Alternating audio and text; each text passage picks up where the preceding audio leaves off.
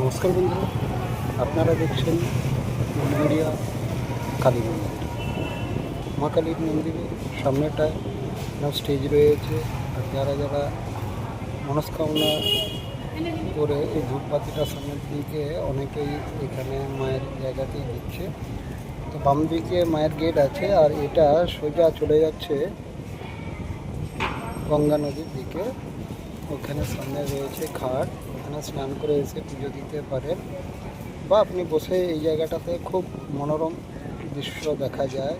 কারণ জাহাজ যাচ্ছে, ছোট ছোট ডিঙি নৌকা যাচ্ছে, তার সঙ্গে ভ্যাসেল যাচ্ছে, বিভিন্ন লোক আসছে যাচ্ছে। কাছাকাছি রয়েছে আইসক্রিম, চানাচুর, খাবারের দোকান, কোল্ড ড্রিঙ্কস। আর এটা মন্দির চত্বর, এই দেখুন এটা মন্দিরের গেট, আর ওই ডান দিকে মা কালীর মন্দির। তো বন্ধুরা, এখানে এলে খুবই ভালো লাগবে, খুব সুন্দর সময় কাটানো যাবে। পাশে আপনার নদীও রয়েছে, এখানে স্নান করে পুজো দিয়ে। আর এই নাট মন্দিরে আপনি বসে, এখানে সুন্দর ফ্যান লাগানো আছে।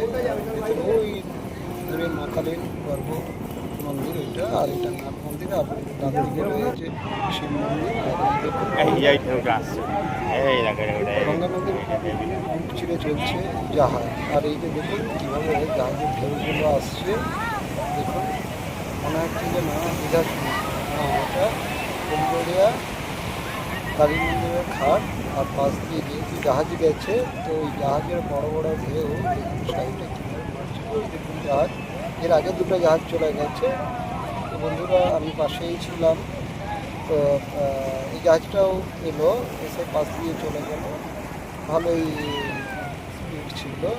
এই বন্ধুরা, খুবই ভালো লাগবে এই জায়গায় এসে। আপনার অনেক সময় এসে এখানে পাস করতে পারেন, বসে ফ্যামিলি নিয়ে এই জায়গায় আসতে পারেন মায়ের মন্দিরে।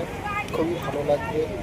মন্দিরের স্টেশন থেকে নেমে আপনি টোটোতে সোজা কালী মন্দির চলে আসেন, এসে এখানে পুজোর সব কিছু সামগ্রী পাবেন।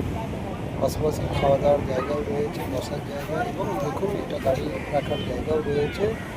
এটা মা কালীর